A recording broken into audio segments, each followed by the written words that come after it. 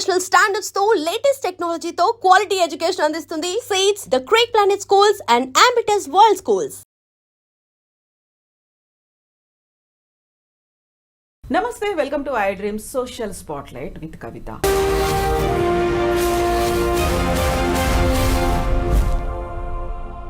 అమెరికాలో తీసుకుంటున్నటువంటి రోజుకొక నిర్ణయాలనేవి విద్యార్థుల భవిష్యత్తును ప్రశ్నార్థకం చేస్తున్నాయా? ముఖ్యంగా తెలుగు విద్యార్థుల భవిష్యత్తు ఏంటి? వాళ్ళంతా తిరిగి రావాల్సిందేనా? బోల్డ్ అని డౌట్స్ అనేవి వస్తున్నాయి ఒకవైపు స్టూడెంట్స్లోనూ, మరోవైపు ఇక్కడే ఉన్నటువంటి తల్లిదండ్రుల్లో కూడా. నిజంగా ట్రంప్ అలాంటి డెసిషన్స్ ఎందుకు తీసుకోవాల్సి వస్తుంది? తమ దగ్గర చదువుకోవడానికి వస్తున్న వాళ్ళకి ఎందుకు అంతలా అన్యాయం చేస్తున్నారో, దాని వెనకాల ఉన్నటువంటి మతలబేంటి? మనతో పాటుగా ఉన్నారు సీనియర్ జర్నలిస్ట్ జిఆర్ మహర్షి గారు. మహర్షి గారు నమస్కారం అండి.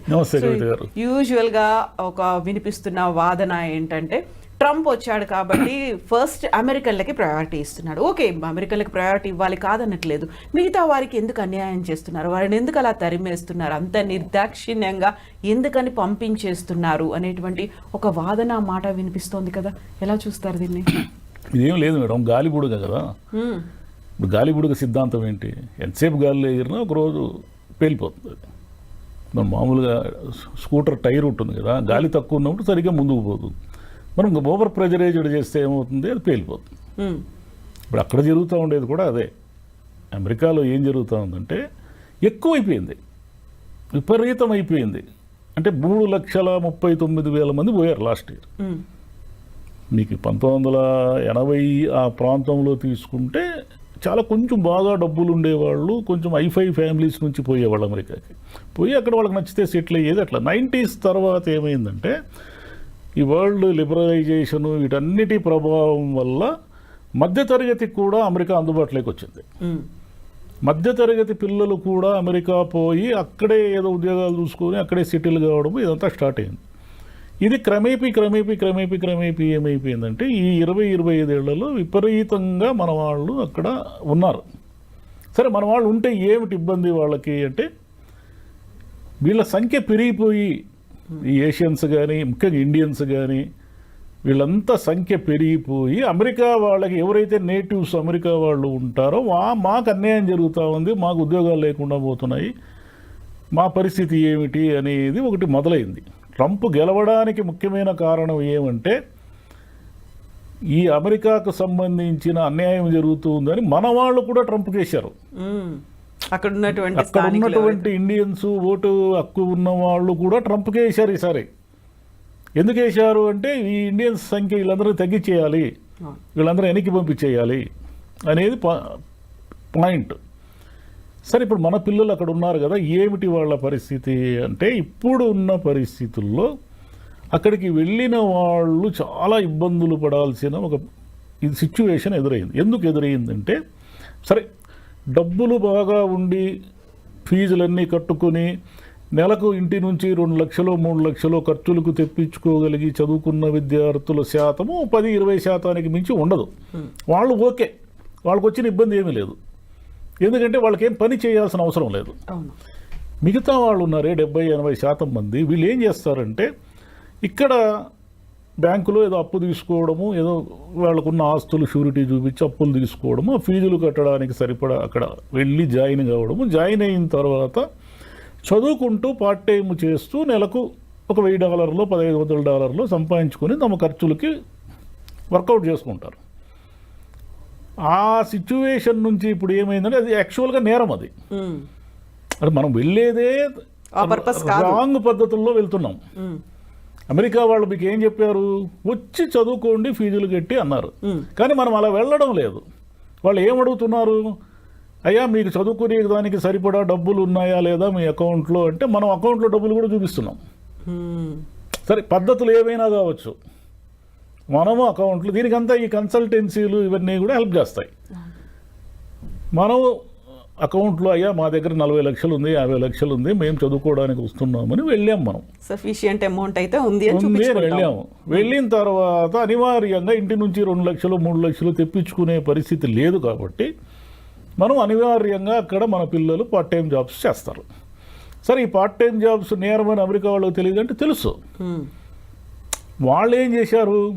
వాళ్ళకున్న వ్యాపారాలు, వాళ్ళకున్న అవసరాలు, ఇప్పుడు అనేక సూపర్ మార్కెట్లు, పెట్రోల్ బంకులు, లేదా చిన్న చిన్న సంస్థలు ఇవన్నీ ఉంటాయి కదా. ఇక్కడ బేబీ సిట్టర్లు, అన్ని బేబీ సిట్టర్లు, ప్రతిదీ వీళ్ళకి అమెరికా వాళ్ళని హైర్ చేసుకోవాలంటే వాళ్ళ రూల్స్ ప్రకారం ఎక్కువ డబ్బులు ఇవ్వాలి.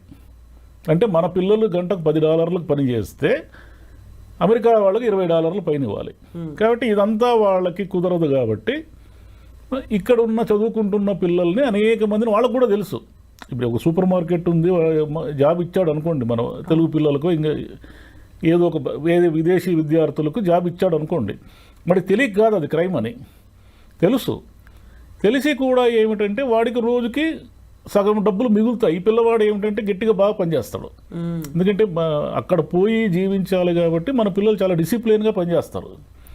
పని చేసి అక్కడ డబ్బులు తీసుకుంటారు. ఈ అమెరికా సంబంధించిన గవర్నమెంట్ అఫీషియల్స్ ఉంటారు కదా, దీనికి ఎవరో ఒకరు, వాళ్ళకు తెలియదు అంటే వాళ్ళకు తెలుసు. ఇంతకాలం వాళ్ళు ఏం చేశారంటే చూసి చూడనట్టు ఉన్నారు. ఇప్పుడు ట్రంప్ వచ్చి ఏం చేశాడంటే నువ్వు చదువుకోవడానికి వచ్చావు కాబట్టి చదువుకో అంటున్నాడు. ఇప్పుడు ఏం చేయాలా? అప్పులు చేసి వెళ్ళారు. అప్పులు చేసి వెళ్ళారు. ఇంటి నుంచి 2 లక్షలు 3 లక్షలు తెప్పించుకునే పరిస్థితి లేదు. వెనక్కి వస్తే ఈ అప్పులు కూడా తీర్చాలి. ముందుకు పోవడానికేమో వాడు ఎప్పుడైనా మనల్ని పట్టుకొని వెనక్కి పంపించేస్తాడు. ఉద్యోగాలు ఇచ్చేవాళ్ళు కూడా భయపడుతున్నారు. దీనికి తోడు చదువు అయిపోయిన తర్వాత అది ఓపీటీ ఉంటుంది కదా, ఆప్షనల్ ప్రాక్టికల్ ట్రైనింగ్ అని, అది కూడా క్యాన్సిల్ చేసేస్తాము అనే మూడ్లో. అది ఎందుకంటే స్కిల్స్ డెవలప్ చేసుకోవడానికి మీకు కొంత టైం ఇస్తారు. ఈ టైంలో మన పిల్లలు ఉద్యోగాలు ఎత్తుక్కోవడము, H1B కోసం ట్రై చేయడం, ఇలా ఏదో చేస్తూ ఉంటారు. ఇదంతా ఏమైపోయిందంటే అమెరికా వెంట మనం పరుగులు తీసి ఓవర్ క్రౌడెడ్ అయిపోయింది. ఈ ఓవర్ క్రౌడెడ్ వల్ల వెళ్ళిన వాళ్ళు ఇబ్బందులు పడుతున్నారు. వెళ్ళిన వాళ్ళు ఏమి ఇబ్బందులు పడుతున్నారు? అంటే పని చేస్తున్నప్పుడు ఇబ్బందులు పడ్డారు. మీకు రోజుకి 7 గంటలు 8 గంటలు పని చేసి మళ్ళీ కాలేజీకి వెళ్ళి చదువుకోవడం, ఇదంతా కూడా స్ట్రెయిన్ కదా. దానికి తోడు ఏం చేస్తున్నారంటే డబ్బులు ఎక్కువ వస్తాయని రిస్కీ ప్లేసుల్లో పనిచేస్తున్నారు. రిస్కీ ప్లేసులు అంటే ఒక డౌన్ టౌన్ ఏరియానో, లేదంటే ఒక డ్రగ్ ఎక్కువగా ఉన్నటువంటి ఏరియానో, గన్ కల్చర్ ఉన్న ఏరియానో ఉంటుందనుకోండి. అక్కడ ఆ సూపర్ మార్కెట్, పెట్రోల్ బంకులో ఏవో ఉంటాయి, అక్కడ పని చేయడానికి ఎక్కువ డబ్బులు ఇస్తారు. మామూలుగా ఇచ్చే డబ్బుల కంటే అక్కడ రిస్క్ ఉంది కాబట్టి ఎవరు రారు కదా, ఎక్కువ డబ్బులు ఇస్తారు. ఎక్కువ డబ్బులు ఇస్తే మన వాళ్ళు పోయి పని చేస్తున్నారు. అటు చనిపోయిన వాళ్ళు చాలామంది ఉన్నారు. ఈ గన్ కల్చర్లో చనిపోయిన పిల్లలు ఉన్నారు.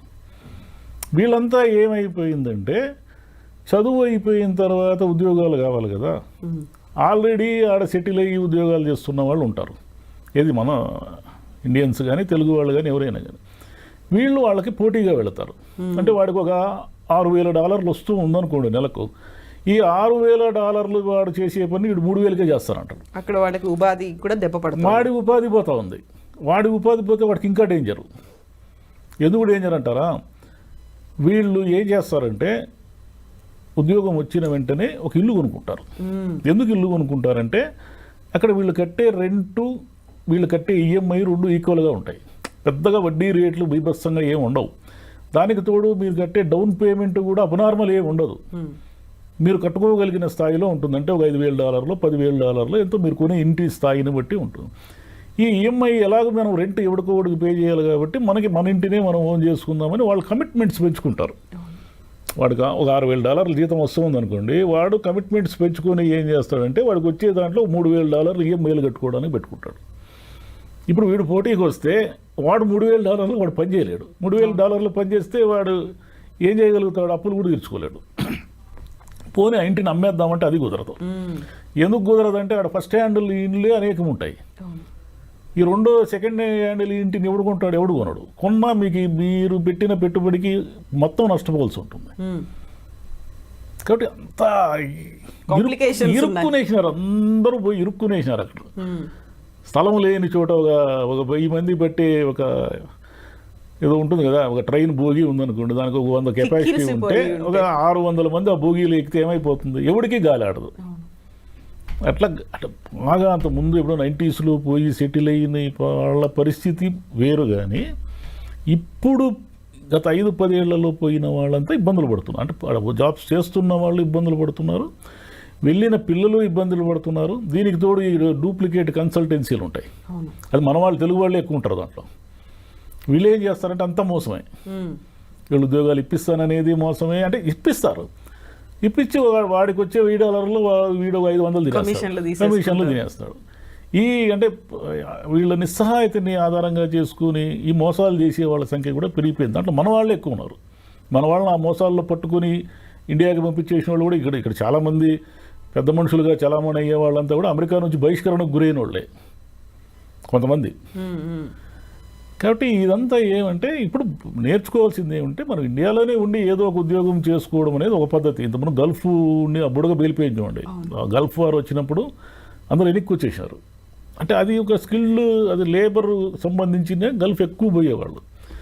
ఈ సాఫ్ట్వేర్ వాళ్ళకే అసలైన ఇబ్బందులు ఉండేది. నర్సింగ్ నుంచి వెళ్ళేవాళ్ళు, ఫార్మసీ నుంచి వెళ్ళేవాళ్ళు కూల్గానే ఉన్నారు. ఈ సమస్య అంతా ఇప్పుడు ట్రంప్ పెడుతున్న ఇబ్బందుల వల్ల ఏమవుతుందంటే అమెరికాలో ఉన్న ఆర్థిక వ్యవస్థ అంతా కూడా ముతలాకుతలం అవుతా ఉంది. ఇప్పుడు 125% టారిఫ్లు విధిస్తే ఇప్పుడు చైనా మీద అతను వారు ప్రకటించాడు. చైనా వస్తువు లేకుండా మనం ఒక రోజైనా జీవించగలమా? అసలు మన దేశంలోనే ఒకసారి ఊహించుకోండి మీరు, చైనా చైనా చైనా కదా, ఏ వస్తువు చూసినా చైనా ప్రోడక్టే ఉంది మనకు. ఇక అక్కడ కూడా అంతే, డాలర్ షాపులను ఉంటాయి. సింగిల్ డాలర్కి మన దగ్గర $100 ఏదో వస్తువు దొరికిన అన్ని వస్తువులు $100 ఉన్నాయి, అక్కడ డాలర్ షాప్స్ ఉంటాయి. ఈ డాలర్ షాపుల్లో సగం చైనా వస్తువులే ఉంటాయి. మరి వీటన్నిటినీ మీరు సుంకాలు పెంచి ఇవన్నీ చేయడం వల్ల అవన్నీ రేట్లు పెరుగుతాయి కదా. మీకు ఎగుమతులు మీకు ఎలాగైతే తగ్గిపోతాయో దిగుమతుల మీద వచ్చేవన్నీ కూడా రేట్లు పెరుగుతాయి. ఇవన్నీ రేట్లు పెరిగినప్పుడు వాళ్ళకి సహజంగానే అమెరికన్స్ ఏం చేయాలా, ఖర్చులు తగ్గించుకుంటారు. ఇప్పుడున్న ఆర్థిక వ్యవస్థలో అమెరికానే కాదు, ఏ దేశమైనా సరే ప్రజలు తమ ఖర్చుల్ని తగ్గించుకుంటే మునిగిపోతుంది. ప్రజలు ఖర్చు పెడతా ఉండాలా, డబ్బు చలామణిలోనే ఉండాలి. మనకి ఎందుకు ఇన్ని ఈఎంఐలు అవి ఇవి డిస్కౌంట్లు అని ఇచ్చి అన్ని కొనిపించేది? మన దగ్గర రూపాయి ఉండకూడదు. మనం ఎప్పుడు అప్పుల్లోనే ఉండాలి, నెల నెల బిల్లులు కడుతూనే ఉండాలి. మనం ఇంత మునుపు మీరు గమనిస్తే 20-30 ఏళ్ల క్రితము పొదుపుకు సంబంధించిన అడ్వర్టైజ్మెంట్లు వచ్చేటివి. పొదుపు చేయండి, పొదుపు శ్రీ మహాలక్ష్మి ఏదేదో అనేవాళ్ళు కదా. ఇప్పుడు ఎవరు అనడం లేదు, గమనించండి మీరు. పొదుపు అనే అడ్వర్టైజ్మెంట్ పొరపాటున కూడా రాదు. డబ్బులు ఖర్చు పెట్టించే అడ్వర్టైజ్మెంట్లు 100 ఉంటాయి. అందులో ఆఫర్లతో పాటు ఆఫర్లు, కార్లు కొనండి, బట్టలు కొనండి, బంగారం కొనండి, ఇల్లు కొనండి, అవి కొనండి, ఇవి కొనండి. అంటే మీరు నిరంతరము ఈఎంఐలు కడుతూ బిల్లులలో అంటే అప్పుల్లో ఉంటేనే ఆర్థిక వ్యవస్థ నడుస్తూ ఉంటుంది. మనకంటే అమెరికా ఇంకా ఘోరం. అమెరికాలో ఏంటంటే నిరంతరం డబ్బు చలామణి జరుగుతూనే ఉంటేనే వాళ్ళ ఆర్థిక వ్యవస్థ నిలబడుతుంది. అంటే ఈ విషయాలన్నీ ట్రంప్కు తెలియవంటే తెలుసు. అతను ఏదో అమెరికాని మళ్ళీ గ్రేట్ చేయాలనేది నినాదం పెట్టుకున్నాడు కదా. ఆ నినాదం పిచ్చి పెట్టి అతనికి ఇవన్నీ చేస్తున్నాడు. ఇవన్నీ చేయడం వల్ల వచ్చేది ఏమిటంటే అమెరికా వాళ్ళు ఇబ్బందులు పడతారు, మన వాళ్ళు అంతకంటే దారుణంగా ఇబ్బందులు పడతారు. ఇప్పుడు మన విద్యార్థులందరినీ కూడా పంపించేస్తున్నారు చిన్న చిన్న కారణాలతో. అంటే మీరు పొరపాటున డ్రైవింగ్ తప్పు చేసి మీ మీద ఒక చలానా ఉన్న టికెట్ ఉన్నా కూడా మీరు శిక్షార్హులే, మీరు వెళ్ళిపోయిన ఇంటికి 15 రోజుల్లో అంటున్నారు. అంటే ఏదో కోర్టులు అవి ఇవి నడుస్తున్నాయి అనుకోండి. ఈ 3 ఏళ్ళు కష్టమే వాళ్ళకి. ట్రంప్ని వాళ్ళే ఏరుకోరి ఎందుకు తెచ్చుకున్నారు? ఆయన ఏదో మా అమెరికాని మార్చేస్తాడని తెచ్చుకున్నారు. ఇప్పుడు వీళ్ళందరూ లేకపోతే వాళ్ళ వ్యాపారాలు జరగవు. ఈ భారతీయ విద్యార్థులు కావచ్చు, చైనీస్ కావచ్చు, చాలామంది కొరియా వాళ్ళు, వీళ్ళంతా విపరీతంగా ఉన్నారు కదా అక్కడ. వీళ్ళందరూ లేకుండా $4,380 కోట్ల వచ్చింది అమెరికాకు ఆదాయం కేవలం విద్యార్థుల వల్ల, విద్యార్థులు ఫీజులు కట్టడం వల్ల. మరి ఇదంతా ఆదాయమే కదా. అసలు వీళ్ళంతా లేకపోతే ఆడున్న యూనివర్సిటీలు సగం మూసేస్తారు. ఎక్కడున్నాయి ఆడ? వీళ్ళు మన పిల్లలు, విదేశీ పిల్లలంతా చేరితేనే కదా అమెరికాలో అన్ని యూనివర్సిటీలు నడుస్తున్నాయి. మరి వాళ్ళంతా ఏమైపోవాలా? కాబట్టి ఇదంతా ఒకరినొకరిని చుట్టుకునేసింది. అందరూ చక్రవ్యూహంలో ఇరుక్కున్నారు పోయి. ఈ ట్రంప్ మరి తగ్గినట్టే కనిపిస్తున్నాడు. తగ్గితే మంచిది. కానీ ఇంకే అమెరికా బుడగైతే పేలిపోయింది. ఇంక పల్లెల్లో కూర్చొని మావాడు అమెరికాలో ఉన్నాడు, మా అమ్మాయి అమెరికాలో ఉంది. ఇప్పుడు మీరు ఏ పల్లెటూరు కనవ్వండి, ఒక 25 మంది పెద్దవాళ్ళు కనిపిస్తారు అమెరికా చూసి వచ్చిన వాళ్ళు. ఒకప్పుడు అమెరికా ఏ దిశలో ఉందో కూడా ఎవరికి తెలియదు. ఈరోజు మీరు ఏ పల్లెటూరులో అయినా అడగండి, ఆ పల్లెటూరులో 10 మంది అమ్మాయిలు అబ్బాయిలు అమెరికాలో ఉంటారు. ఆ ఊరిలో ఉన్న పెద్దవాళ్ళు, ముసలి వాళ్ళు కూడా అమెరికాని చూసి వచ్చిన వాళ్ళు అనేక మంది ఉంటారు. ఎందుకంటే ఇప్పుడు పిల్లలకి ఏదైనా పురుడు డెలివరీలు ఇవన్నీ అయినప్పుడు అక్కడ ఖర్చులు భరించలేరు కాబట్టి యాక్చువల్గా వీళ్ళు పోయేది అసిస్టెంట్లుగానే, హెల్త్ అసిస్టెంట్లుగానే పోయేది మనము. కానీ మనం ఏదో చెప్పుకుంటూ ఉంటాం అమెరికా పోయించినాం అని. కాబట్టి ఈ డాలర్స్ డ్రీమ్ అనేది బుడగా అయిపోయింది దాని పని. ఈ అయిపోయిందనే దాన్ని గుర్తించి ఇంక డబ్బులుంటే పోండి, మీరు ఉద్యోగం చేయండి, లేదంటే వెనక్కి వచ్చేయండి, ఏమైనా. వీళ్ళు వెళ్తారు కదా, 3,30,000 మంది వెళ్ళారు కదా, వీళ్ళలో 20,000 మంది కూడా వెనక్కి రారు. 3,30,000, 3,15,000 మంది ఆడే ఉండాలనుకుంటారు. ఎక్కడున్నాడు స్పేస్? మీకు ఎక్కడుంది జాబ్స్? ఎక్కడున్నాయో లేదు కాబట్టి అది మీరు వెనక్కి రాలేరు. ఎందుకు రాలేరంటే ఇక్కడ ఉన్న కమిట్మెంట్స్ కోసం వెనక్కి రాలేరు. పైగా అక్కడ అలవాటు పడితే కూడా కష్టమే.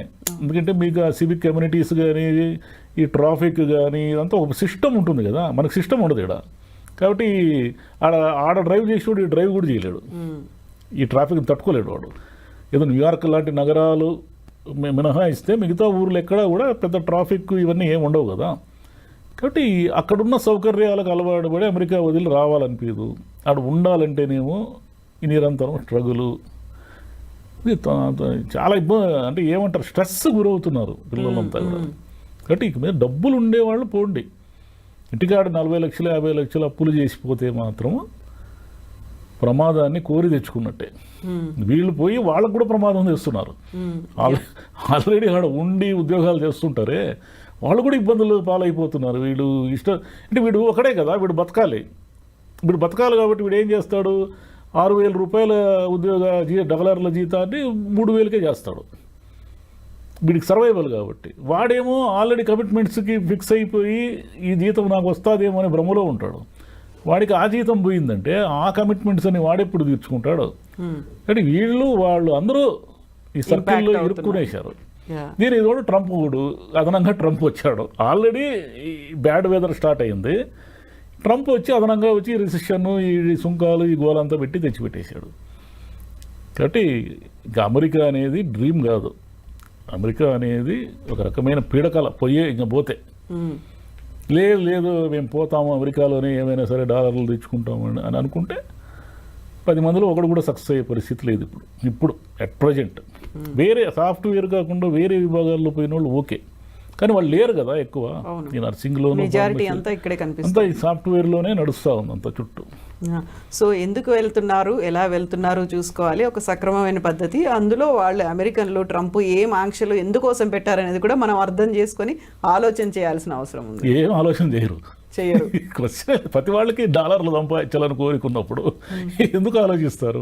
మనం సక్సెస్ అయ్యి వస్తామేమో మనకు తెలియదు కదా. ఇదే ఉంటుంది. అంటే గవర్నమెంట్ విధించే, అంటే ప్రభుత్వాలు మారినప్పుడు ఇలాంటి ఉపద్రవాలు వస్తాయి. వీటికి తట్టుకొని నిలబడే వాళ్ళు ఉంటారు, నిలబడలేని వాళ్ళు వెనక్కి రావాల్సింది. వాళ్ళు బలవంతంగానే పంపిస్తారు, మనం సర్వైవ్ కాకుండా వెనక్కి వస్తాము.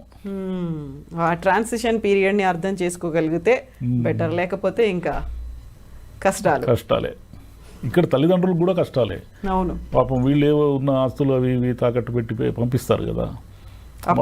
వాళ్ళకేమో ఇంటికి పోతే ఖాళీ చేతులతో ఇంటికి పోతే అమ్మా నాన్న ఏమనుకుంటారని, వీళ్ళేమో మా పిల్లలు అమెరికాలో ఉన్నారని ఇక్కడ అది ఏమంటారు, అది ఆనందంగా చెప్పుకొని తిరుగుతూ ఉంటారు. అమెరికా నుంచి వాడు ఖాళీ చేతులతో వచ్చాడంటే వీళ్ళు షాక్ అయిపోతారు. ఈ చిన్న ఎమోషనల్ సమస్యలన్నీ ఉన్నాయి దీంట్లో. ఎస్ మహర్షి గారు, thank you so much sir. Thank you.